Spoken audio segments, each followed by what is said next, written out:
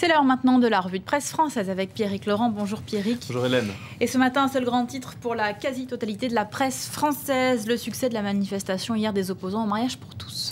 Avec un titre sans ambiguïté, d'abord pour le journal Le Figaro, le raz-de-marée, titre le quotidien de droite qui analyse cette manifestation dans son éditorial.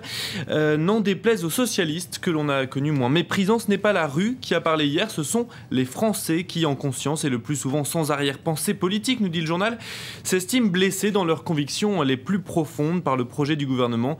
Qui peut prétendre aujourd'hui qu'il ne mérite pas d'être entendu? Et pourtant, pour de nombreux quotidiens, la manifestation d'hier ne fera pas plier le gouvernement.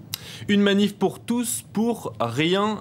Voilà le sentiment du journal Aujourd'hui en France qui consacre 2 pages aux différentes facettes de la manifestation, avec ce dessin notamment qui insiste sur le fait que des représentants du FN et de l'UMP étaient dans le cortège. Alors on y voit François Hollande qui s'adresse au chef du gouvernement.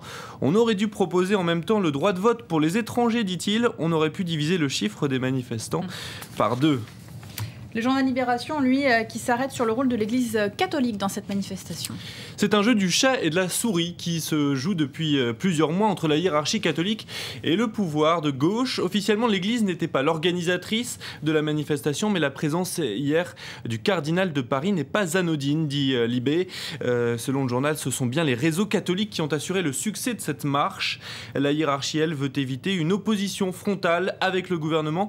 Objectif, ne pas se retrouver dans la situation de l'Église espagnole qui, après, on s'en souvient, un combat acharné contre le gouvernement, avait finalement perdu la bataille. Et pour clôturer sur ce sujet, on regarde un article de Slate.fr sur les homosexuels qui doivent vivre avec ce débat parfois violent. Oui, parce que cet automne, le débat a dégénéré, rappelle le site d'information, avec des amalgames entre homosexualité, polygamie et inceste. La présidente d'SOS Homophobie explique d'ailleurs que les appels que reçoit l'association étaient en décembre en hausse de 30%.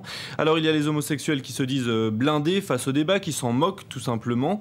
Mais Slide.fr rapporte aussi le témoignage de nombreux gays et lesbiennes qui se sentent blessés, avec cette explication d'un sociologue, là où pour une partie majoritaire de la population il y a un débat sur la politique, sur la place de la religion, pour une autre partie minoritaire, des gens peuvent se dire on parle de moi, c'est à moi qu'on s'en prend, c'est une violence objective mais aussi subjective.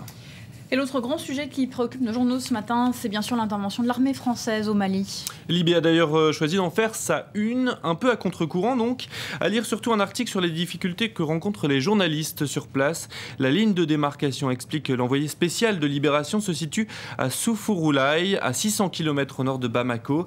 C'est là que des militaires maliens bloquent les journalistes, car l'état d'urgence entré en vigueur samedi à minuit instaure le contrôle de la presse. Ainsi, le bilan officiel de ces premiers jours, officiellement de 11 morts, est compliqué à confirmer.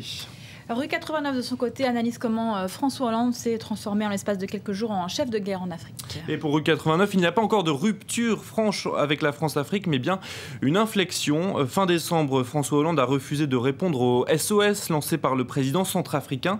Motif invoqué, si nous sommes présents, ce n'est pas pour protéger un régime, mais nos ressortissants, nos intérêts. Et 3 semaines plus tard, on s'en souvient, donc la France a déclenché au Mali une opération de grande envergure. Mais la différence entre les deux situations est évidente, nous dit Rue 89. Le président centrafricain est un militaire arrivé au pouvoir par la force. Au Mali, en revanche, le régime est de fait inexistant puisque renversé par un coup d'État. La France doit en fait défendre ce qui reste malgré tout une zone d'influence face à des groupes islamistes qui gangrènent l'ensemble de la zone. Merci beaucoup Pierrick pour cette revue de presse française.